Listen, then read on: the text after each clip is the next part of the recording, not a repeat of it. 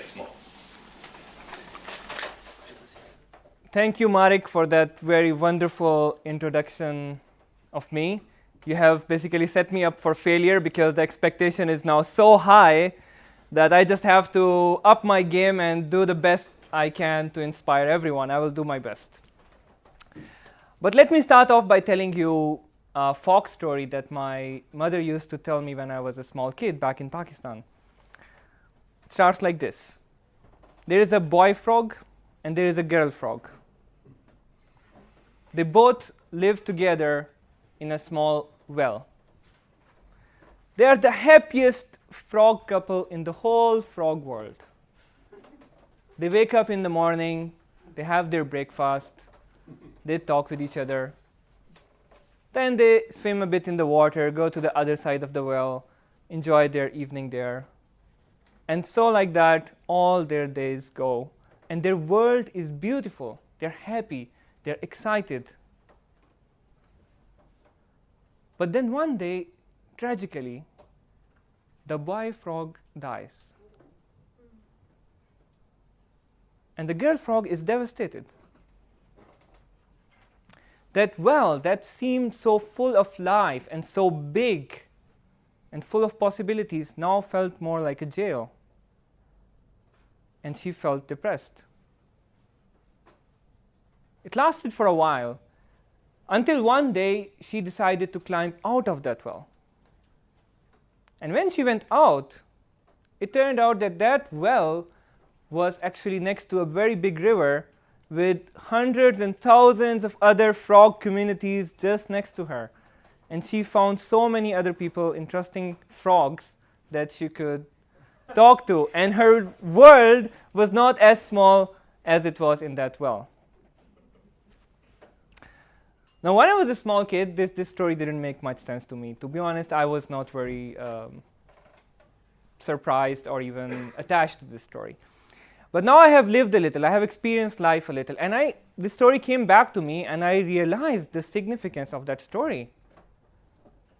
Because what that frog girl did is what we do to our lives on a daily basis. We create a well of our own creation. We find friends, we find activities which are the same all the time. And our world starts to get smaller and smaller because of our routine, continuous routine. And this is human nature. Sociologists call this phenomena homophily, which means to associate ourselves with the people who share the same beliefs, same values, or same social class. And in fact, there is nothing wrong with it. That is how human race has survived for millions of years, by sticking together in groups of people that are similar to each other. But it has one strong drawback. It creates a situation of a well, of a bubble around us, where we are isolated from opinions, from values, from beliefs that we do not agree with. And it happens every day. Let me ask you a very simple question. Have you ever started a new dream job or moved to a new city or a country? Did you feel that excitement, the full of possibilities? Or maybe when you fell in love with someone new. You have this excitement inside you. You feel that I can do anything. But after a while, what happens? You get into a routine, you have the same friends, the same relationship, all that excitement goes away. And our world that felt so big when it all started starts to again feel very small. But what can we do about that? How can we change this situation? The first step is to actually recognize that this happens.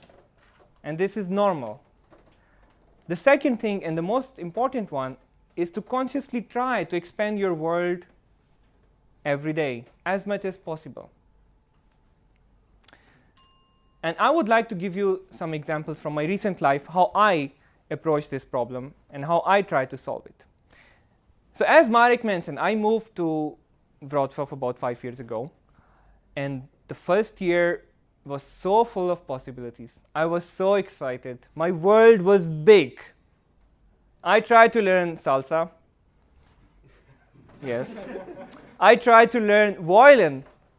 And the key word here is try, because I still cannot do both of those things. But the key thing is that I tried. I tried new things. I met so many wonderful people.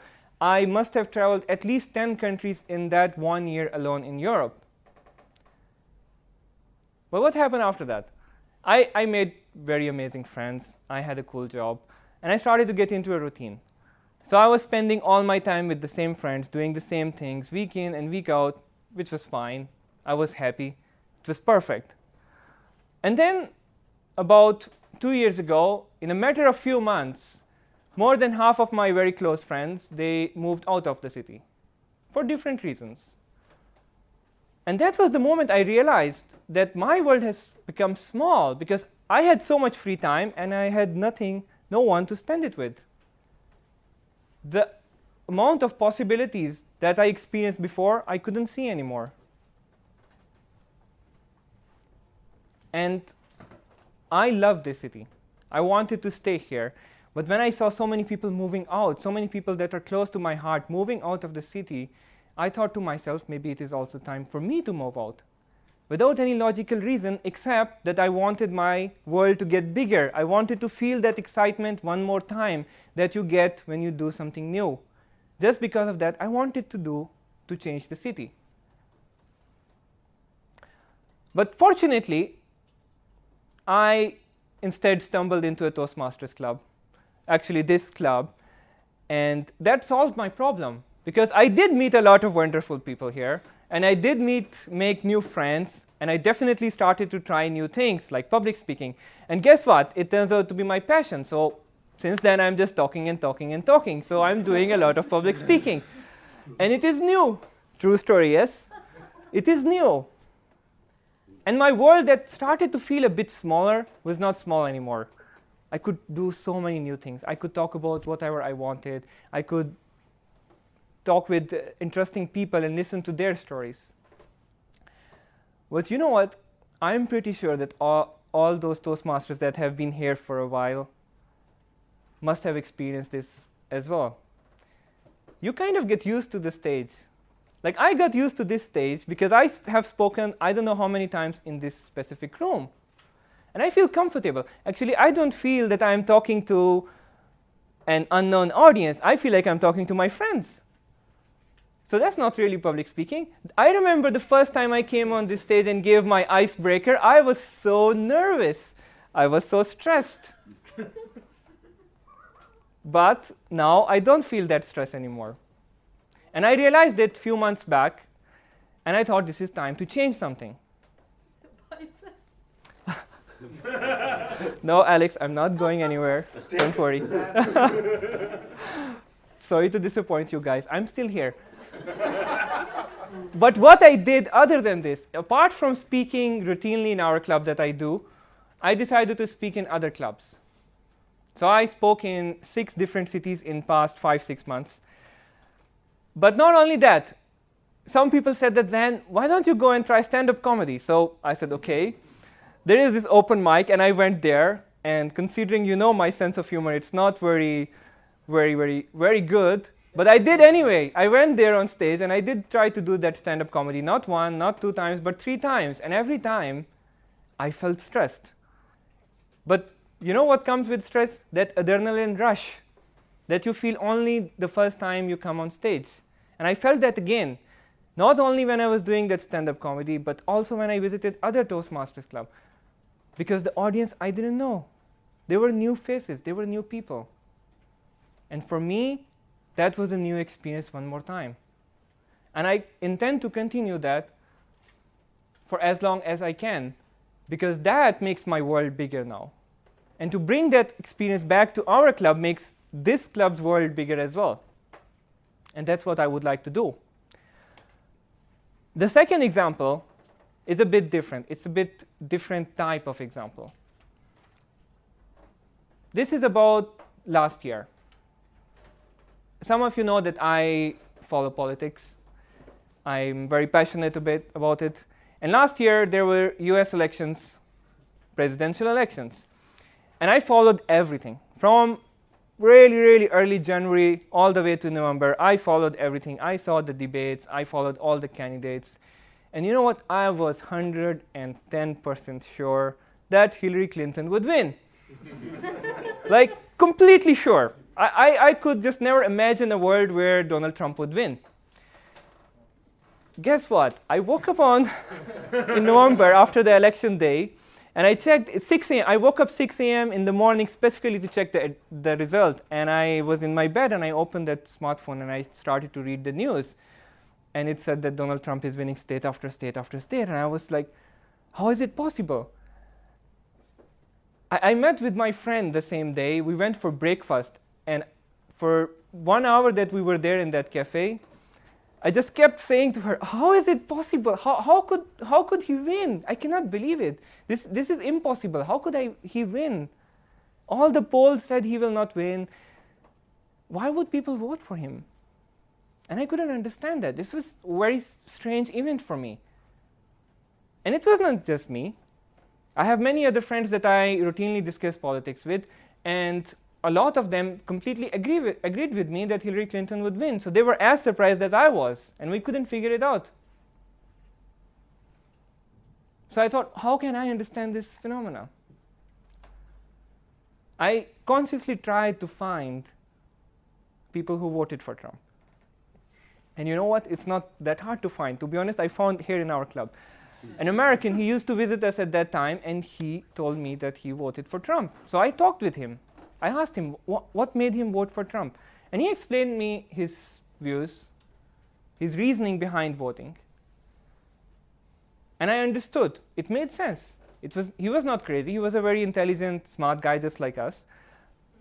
And what he was saying made sense. It was just a different way of thinking than mine. But I didn't stop there, because it is difficult to find people who support Trump here in Europe who voted for Trump. So I decided to find people who would vote for similar kind of candidates in Europe, in Poland, in Germany. And I started to talk to them.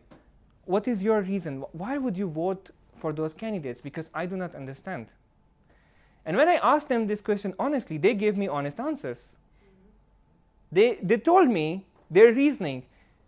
And yes, sometimes those reasonings were not very valid, but a lot of the times they did make sense. It was in no way justifies, because voting is everyone's personal choice. That's not what I'm talking about. What I'm talking about is understanding why someone disagrees with you.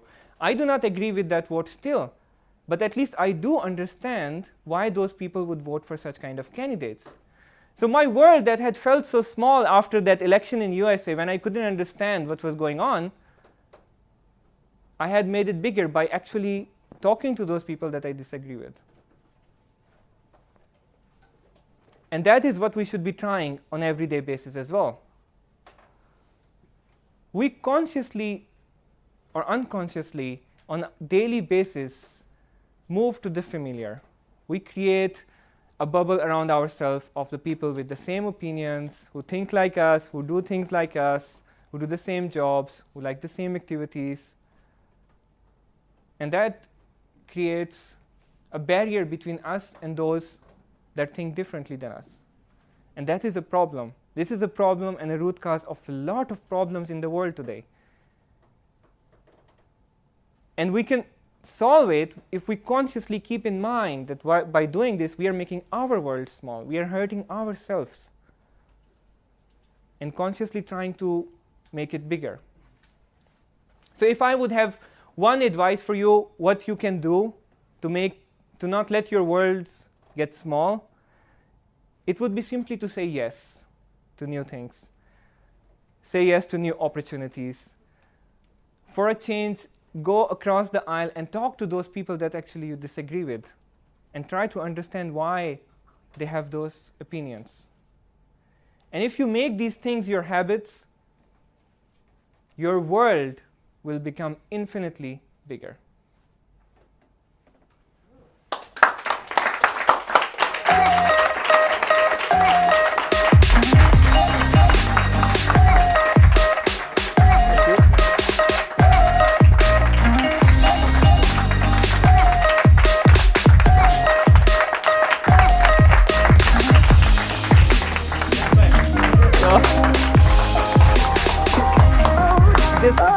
happened. I'm so surprised. We also. Yeah. Thank you very much.